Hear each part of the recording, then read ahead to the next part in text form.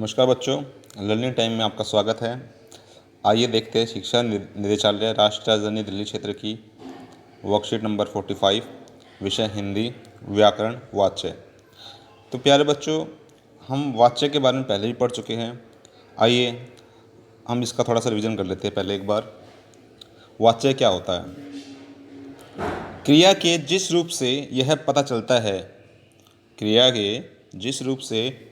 चलता है कि वाक्य में कर्ता, कर्म या भाव में किसकी प्रधानता है, उसे वाच्य कहते हैं। यानी क्रिया के जिस रूप से यह पता चलता है वाक्य में कर्ता, कर्म या भाव में किसकी प्रधानता है, उसे वाच्य कहते हैं। अब वाच्य 3 प्रकार के होते हैं हिंदी में बेटा: कृतवाच्य, कर्मवाच्य और भाववाच्य। कृतवाच्य को आप पहले पढ़ चुके हैं, मैं एक बार आपका दोबारा से रिवीजन करवा देता हूँ। जिस वाक्य में कर्ता की प्रधानता का बोध हो उसे कृतवाच्य कहते हैं। कृतवाच्य में क्रिया अकर्मक भी हो सकती है और सकर्मक भी, जैसे राम ने खाना खाया। कृतवाच्य में कोई भी विभक्ति चिन्ह नहीं होता, अगर होता भी है तो हम उसमें नि विभक्ति चिन्ह लगा सकते हैं, जैसे अक्षत ने खाना खाया।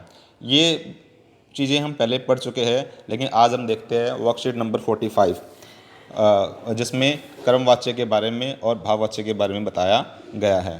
तो आइए देखते हैं कर्मवाच्य। जिस वाक्य में कर्म की प्रधानता का बोध हो, यानी क्रिया के जिस रूप में कर्म प्रधान हो, उसे कर्मवाच्य कहते हैं। अब बेटा आपको पता कैसे चलेगा कि कोई वाक्य है वो कर्म प्रधान है या नहीं है? तो किसी भी वाक्य को यह पता लगाने के लिए कि उसमें कर्म है या नहीं है, आप क्या, किससे आदि से प्रश्न करके पूछिए। जैसे कि इसमें एक वाक्य है, अक्षत के द्वारा सेब खाया गया। तो अगर इसमें आप क्या लगाकर प्रश्न पूछेंगे, खाया गया, तो आपका उत्तर आएगा सेब। तो इसमें सेब क्या होगा? कर्म हो गया। तो ये कर्मवाच्य है, ये कर्म, इसमें कर्म है तो इसमें ये कर्मवाच्य हो गया। आइए देखते हैं। अब कर्मवाच्य के अंदर वाक्यों में से और के द्वारा विभक्ति का प्रयोग होता है, जैसे अक्षत से सेब खाया गया या फिर अक्षत के द्वारा सेब खाया गया। तो ये कर्मवाच्य की पहचान है, विभक्ति चिन्ह से और के द्वारा। आइए आगे देखते हैं।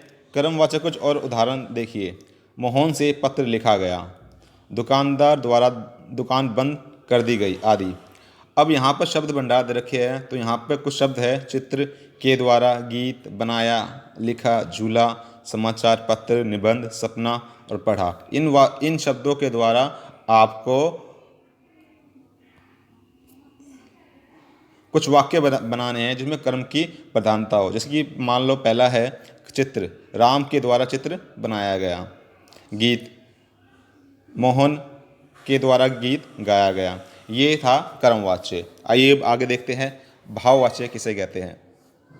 जिस वाक्य में भाव की प्रधानता हो, यहाँ भाव का मतलब हो गया बेटा इमोशंस, जिसमें पता चलेगा वो इमोशंस है।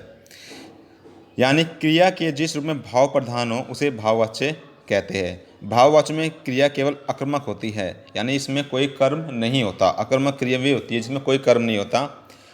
इसमें ना तो कर्ता की प्रधानता होती है ना ही कर्म की, बल्कि क्रिया का भाव ही प्रधान होता है। जैसे अक्षत से हंसा नहीं जाता, तो यहाँ पे हंसा नहीं जाता ये भाव बताया जा रहा है अक्षत का, कि उससे हंसा नहीं जाता। अब क्यों नहीं हंसा जाता, क्या पता उसकी कोई समस्या हो। आइए कुछ और उदाहरण देखते हैं। नानी जी से चला नहीं जाता। अब नानी जी से चला नहीं जाता, इसका मतलब हो सकता है कि नानी जी की उम्र बहुत ज़्यादा हो, उनके पैरों में तकलीफ़ हो, तो उनका भाव हो गया ये। हिरन से दौड़ा जा रहा है। अब इसमें बताया, हिरन का भाव बता रहा है, हिरन से दौड़ा जा रहा है। भाववाच्य की पहचान के लिए एक चीज़ है बेटा, अधिकतर वाक्यों में नहीं, निषेधात्मक वाक्य होते हैं ये, तो इससे हम पता लगा सकते हैं कि ये भाववाच्य है या नहीं है।